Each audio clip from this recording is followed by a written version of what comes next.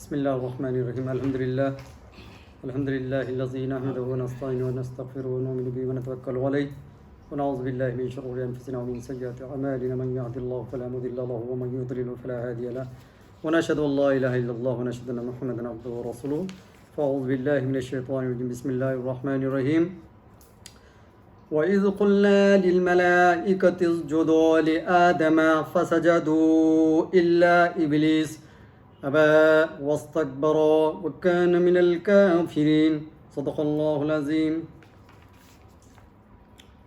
گزشتہ جمعہ میں ہم نے دیکھا حضرت آدم علیہ نبینا علیہ السلام کو اللہ رب العزت نے علم سے نواز کر کے، معرفت و حقیقت سے نواز کر کے فرشتوں کے سامنے پیش کیا، اور فرشتوں نے وہاں پر انکساری بتلاتے ہوئے، اللہ کی تعریف کرتے ہوئے اللہ سے کہہ دیا کہ اے اللہ تو ہی بہتر جانتا ہے، ہمیں تو اتنا ہی علم ہے کہ جتنا تو نے سکھایا۔ اور جب حضرت آدم علیہ نبینا علیہ السلام کو تمام چیزوں کے بارے میں معلومات دی گئی اور انہوں نے تمام چیزوں کی تعریف کے ساتھ اللہ رب العزت اور فرشتوں کے سامنے اس کی تعریف و توصیف کر دی، تمام چیزوں کے نام اور اس کی تعریف بتلا دی، تو اللہ رب العزت نے ان فرشتوں سے مخاطب ہو کر کے کہا وَأَعْلَمُ مَا تُبْدُونَ وَمَا كُنْتُمْ تَكْتُمُونَ، اور ہم جانتے تھے کہ ایسا ہی ہوگا، یعنی حضرت آدم علیہ السلام سب چیزیں بتا دیں گے، اور تمہارے اندر جو باتیں چل رہی تھی فرشتوں کے ذہن میں وہ ہم اس کو اچھی طریقے سے جانتے ہیں، جو کچھ تم ظاہر کرتے ہو اور جو کچھ تم چھپاتے ہو وہ سب ہم جانتے ہیں۔ اللہ رب العزت نے، حق تعالی نے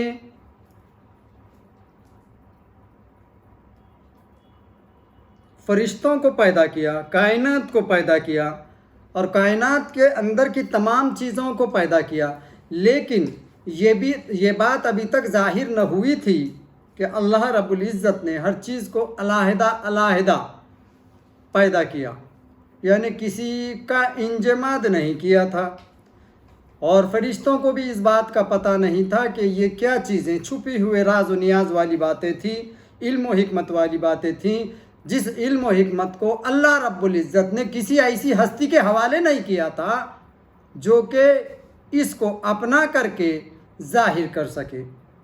فرشتوں کو جو پیدا کیا تو ان کو تو ایک ہی بات یاد تھی، وہ کہ ذکر و اذکار کے لیے، اللہ کی توصیف و تعریف کے لیے پیدا کیے گئے تھے، تو وہ پیدا ہوئے جب سے اللہ کی تعریف ہی کرتے تھے، نہ ان کو نہ کھانا معلوم، نہ پینا معلوم، نہ کچھ دوسری باتوں کا وہ علم رکھتے تھے، اور کائنات کے اندر چھپی ہوئی باتوں سے وہ پوشیدہ تھے، ان کو نہیں معلوم تھا کہ یہ کیا ہے، بس وہ اللہ کی تعریف و توصیف میں تھے۔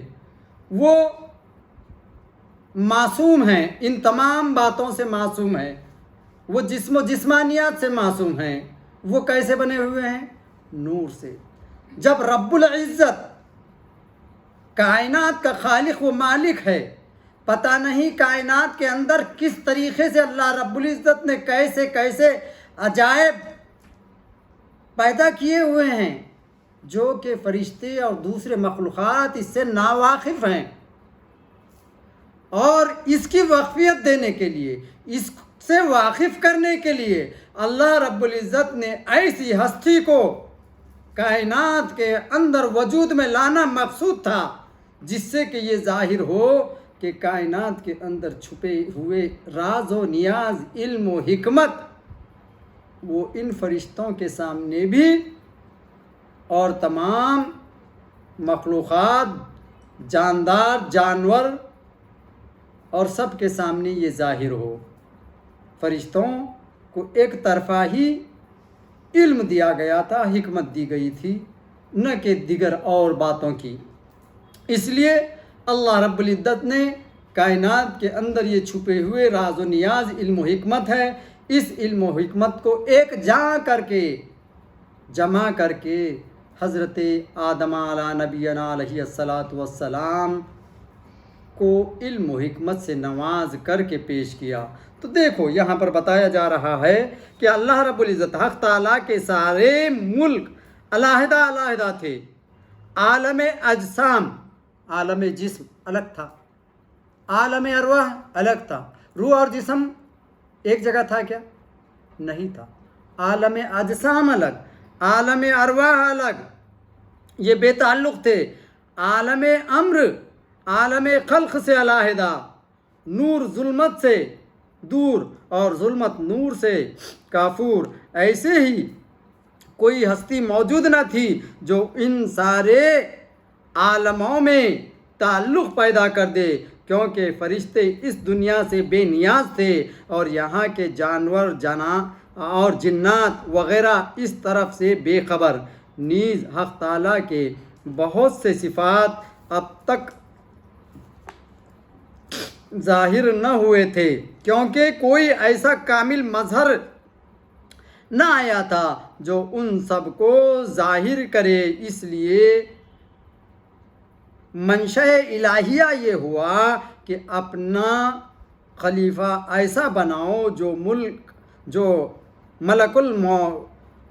کو ملکوت سے، خلق کو امر سے، ظلمت کو نور سے، غم کو سرور سے ملا دے، نیچوں کو اونچوں سے ملا دے اور اوپر کی رحمتیں نیچے والوں تک لا دے، اور جو اپنے ظاہری اور باطنی صفات سے میرے تمام اوصاف ظاہر کرے۔ اس میں روح اور روحانیت، جسم و جسمانیت، سماع اور سماویت، اور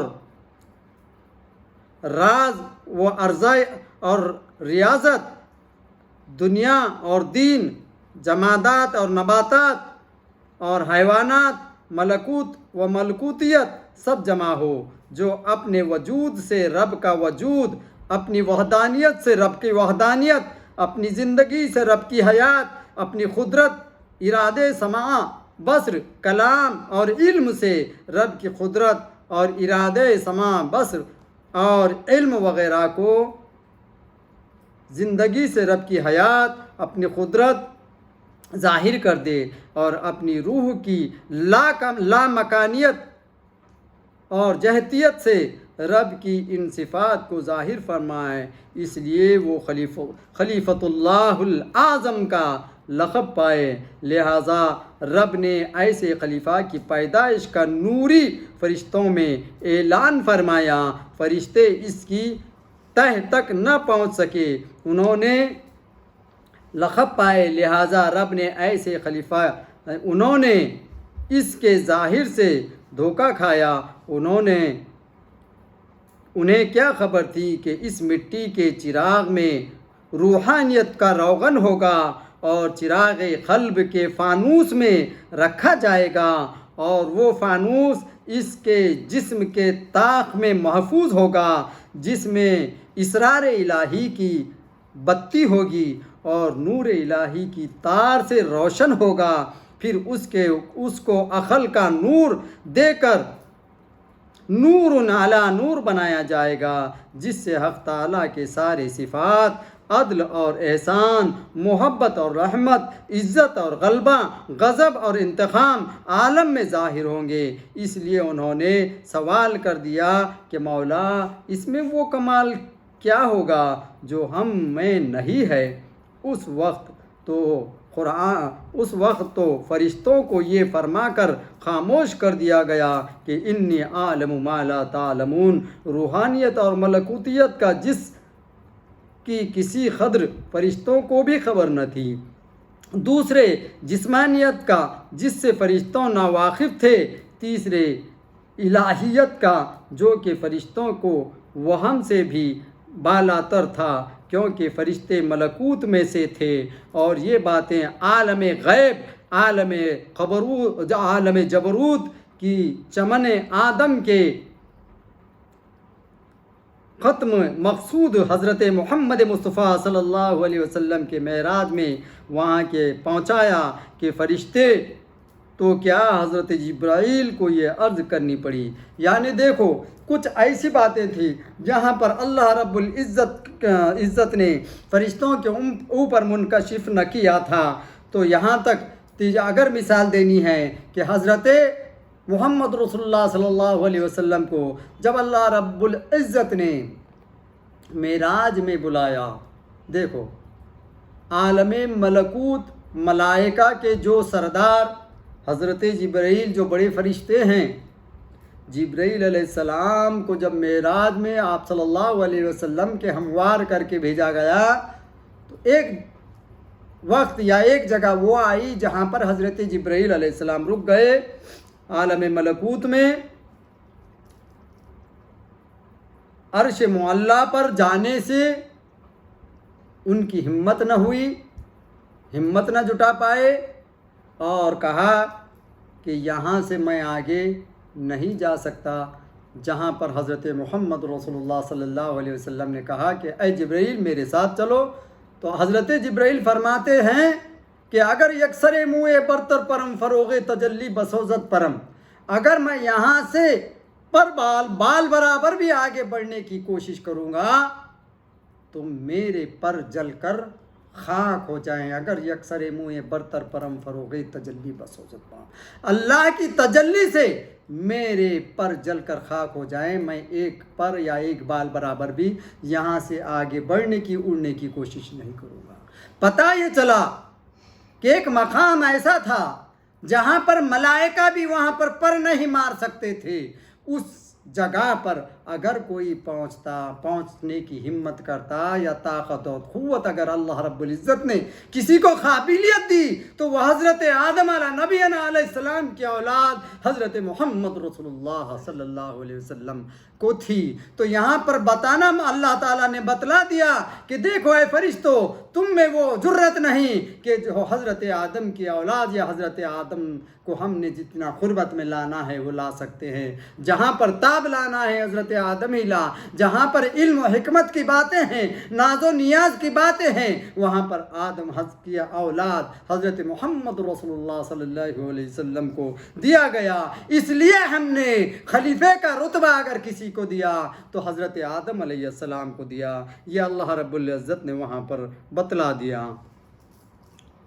جب یہ سب چیزیں، یہ سب تاثرات خلیفۃ اللہ کو دی گئی تو وہاں پر اللہ رب العزت نے ان تمام تاثرات کو دے کر فرشتوں کو اس وقت حکم دیا، دیکھو یہ تمام قابلیت رکھ کے ہم نے خلیفہ بنایا، اس لیے اسجدوا وَإِذْ قُلْنَا لِلْمَلَائِكَةِ اسْجُدُوا لِآدَمَ فَسَجَدُوا إِلَّا إِبْلِيسَ، کہا اللہ رب العزت نے حکم دیا وَإِذْ قُلْنَا لِلْمَلَائِكَةِ، تمام ملائکہ کو اسجدوا سجدہ کرو آدم کو، لِآدَمَ آدم کے لیے، فَسَجَدُوا إِلَّا إِبْلِيسَ، تمام فرشتوں نے سجدہ کیا لیکن ابلیس نے نہیں کیا، منکر ہو گیا، ابا واستکبر وکان من الکافرین۔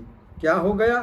تھوڑی دیر میں دیکھا گیا کہ وہ کافرین میں سے ہو گیا۔ فرشتوں کو جب اللہ رب العزت نے جیسا ہی حکم دیا سجدہ کرو، فرشتوں نے حضرت آدم علیہ نبینا علیہ السلام کو سجدہ کیا، اور جیسے ہی سجدے میں چلے گئے حکم الہی اس کے مطابق، اور سجدے سے تھوڑی دیر بعد جب سجدے سے سر اٹھایا تو دیکھا کہ ایک بندہ ہے جو کہ عزازیل ابلیس، جو کہ حضرت آدم علیہ السلام کی طرف پشت کر کے کھڑا ہو گیا، پیٹ کر کے۔ تو دیکھا کہ اس کا چہرہ جو ہے نورانی جو تھا، اللہ رب العزت نے فرشتوں کا جو سردار بنایا تھا ابلیس کو، تو وہ نورانی تھا۔ جیسے ہی اس نے سجدے سے انکار کیا، فرشتوں نے جب سجدہ کر لیا اور سر اٹھا کر جب دیکھے تو دیکھا کہ حضرت جو فرشتہ سردار تھا، فرشتوں کا جو سردار تھا ابلیس، اس کی یہ حال ہو گئی، اس کا یہ چہرہ ہو گیا کہ راندہ بارگاہ ہو گیا، اور لعنت کا طوق اس کے گلے پڑ گیا، اور اللہ تعالیٰ نے اس کے چہرے کو زندیق خنزیر کا چہرہ بنا دیا، وہ سور کے چہرہ سا ہو گیا، اور تمام نور اس سے سلب کر لیا گیا۔ فرشتوں نے جیسے ہی اس کا یہ حال دیکھا فوراً سجدہ شکر میں 2 مرتبہ، دوسری مرتبہ سجدہ شکر کے لیے گر گئے۔ بعض روایات میں آیا ہے کہ فرشتوں نے جو پہلا سجدہ کیا، اللہ عالم کچھ دیر بعد جب دوسرے سجدے کے لیے گئے تو وہ سجدہ بعض روایت میں ہے کہ 1 ماہ تک وہ سجدہ رہا، بعض روایات میں 6 ماہ تک رہا، بعض روایات میں ہے سال بھر تک سجدہ کیا، یعنی سجدہ سے سر نہیں اٹھایا۔ یہ سجدہ شکر تھا۔ اب جو اللہ رب العزت نے سجدے کا حکم دیا تھا، پہلا جو سجدہ تھا، ماں سوائے اللہ کے سجدہ کسی کو نہیں ہے، لیکن یہ اللہ نے سجدے کا جو حکم دیا تھا، یہ سجدہ کون سا تھا؟ یہ سجدہ تعظیمی تھا۔ یہ اللہ رب العزت کی طرف سے حکم دیا گیا کہ یہ سجدہ تعظیمی تھا، اس لیے یہ سجدہ تعظیمی اللہ رب العزت کے حکم سے تمام فرشتوں نے کیا تھا۔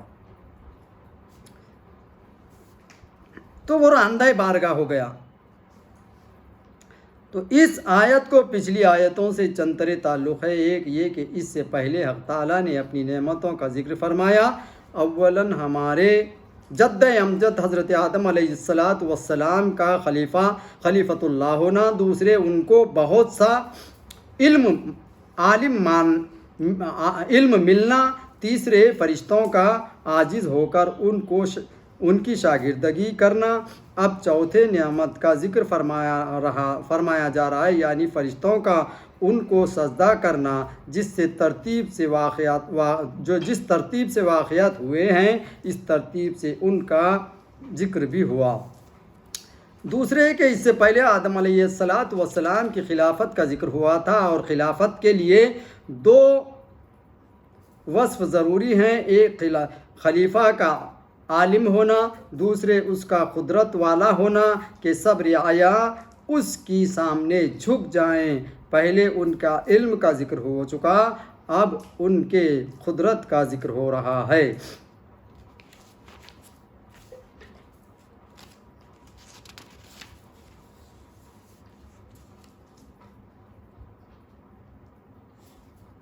اسلام میں جس طرح سجدہ حرام کیا گیا ہے، اسی طرح جھک کر تعظیم کرنا بھی، لہذا رکوع جھک کر سلام کرنا رکوع کی طرح، یا کسی بڑے آدمی کے سامنے زمین چومنا سب منع ہے، اور اللہ کے علاوہ دوسروں کو سجدہ کرنا حرام ہے۔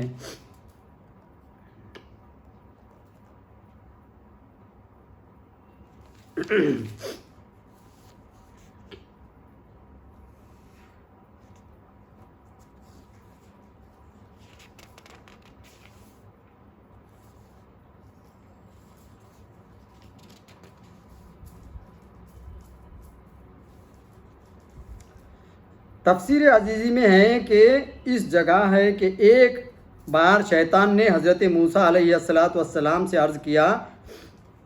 حضرت موسیٰ علیہ السلام کو اللہ تعالیٰ نے جب کلام کرنے کے لیے طور پر بلایا تھا، اس وقت شیطان نے دیکھا کہ یہ موقع ہے کہ اللہ کے کلام کرنے کے لیے کلیمت اللہ، موسیٰ کلیم اللہ سے کلام کرنے کے لیے جا رہے ہیں، اللہ کی قربت میں جا رہے ہیں، تو یہ اللہ کے کلیم ہیں، لہٰذا یہ موقع ہے کہ اپنی بھی جو ہے گزارش ان سے کیے جائے۔ تو شیطان راستے میں مل کر حضرت موسیٰ علیہ السلام سے فرماتا ہے کہ اے موسیٰ، تم اللہ کی قربت میں اللہ سے کلام کرنے کے لیے جا رہے ہو، لہٰذا میری بھی یہ عرضی لے جاؤ کہ اللہ سے پوچھ لو کہ میری بخشش کیسی ہوگی، میری معافی کا کیا ذریعہ ہے۔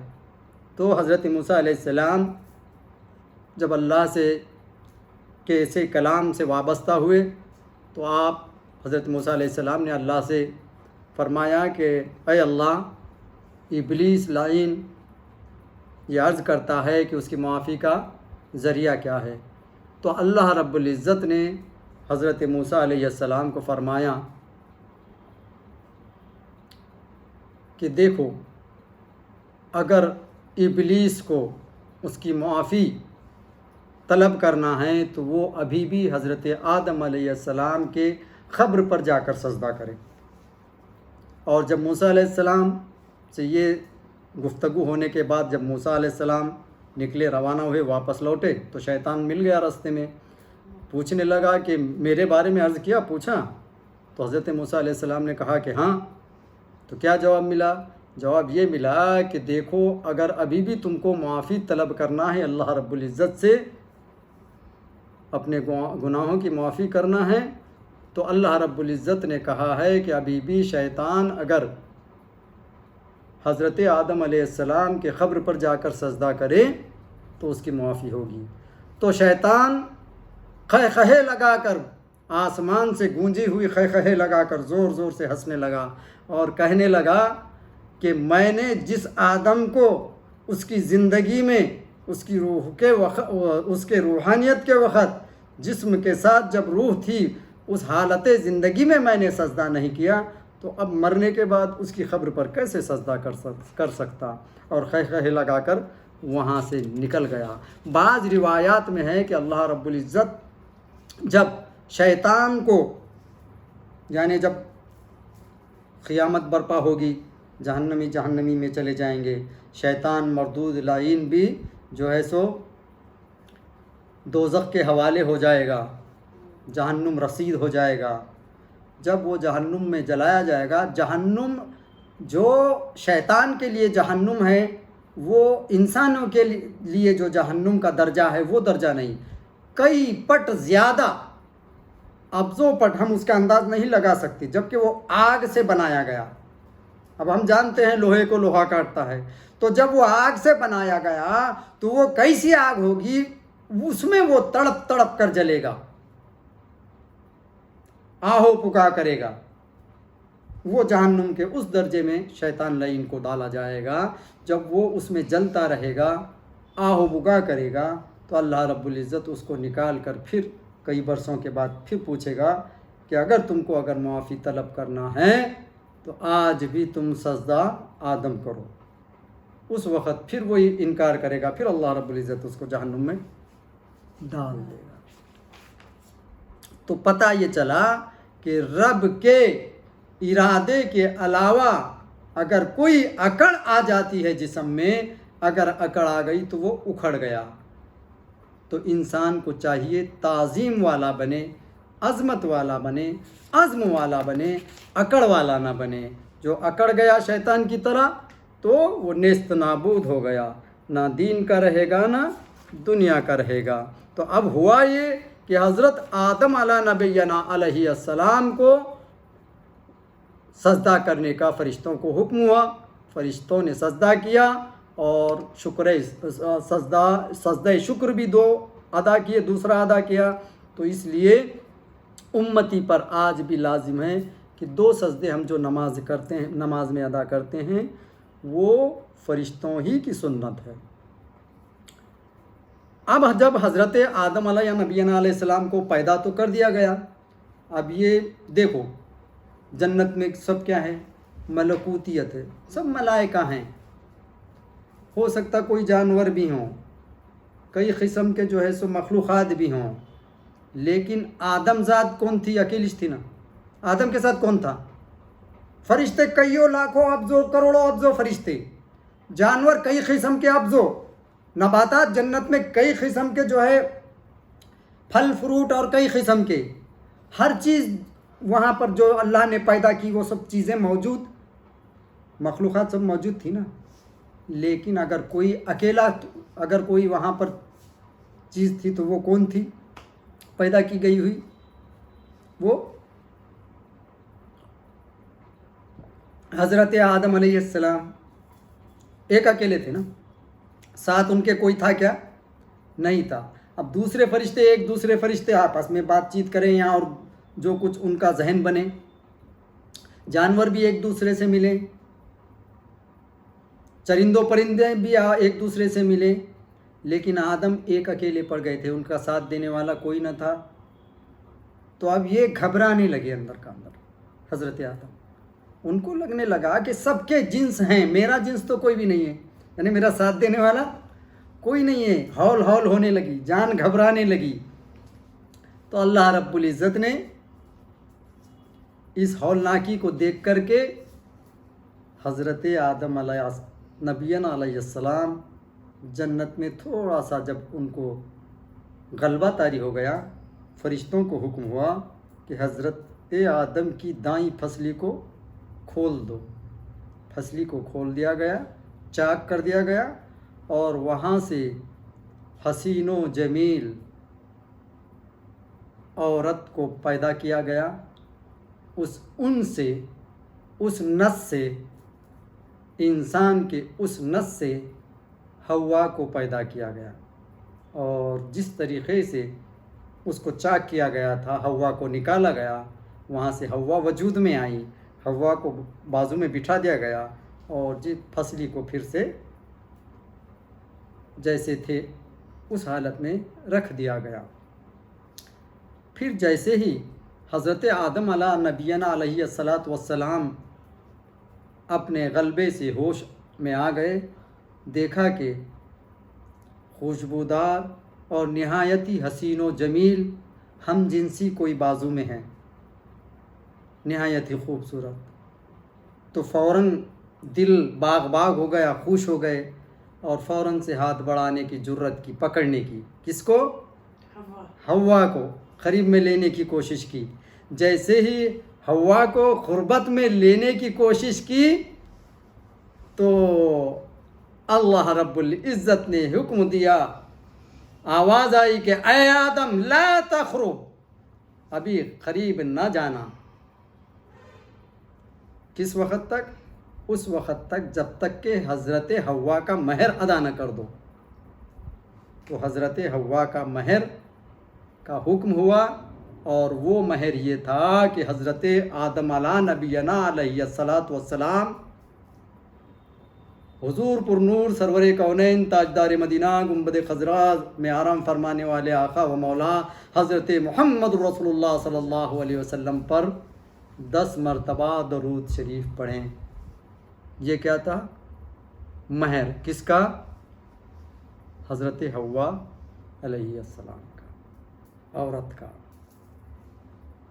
تو حضرت آدم علیہ السلام نے 10 مرتبہ درود شریف پڑھ کر کے حوا علیہ السلام کا مہر ادا کیا، پھر وہ ان سے قریب ہو سکے۔ اس طریقے سے سب سے پہلے درود شریف کا مہر عورت کا مہر بول کر کے ادا کیا گیا۔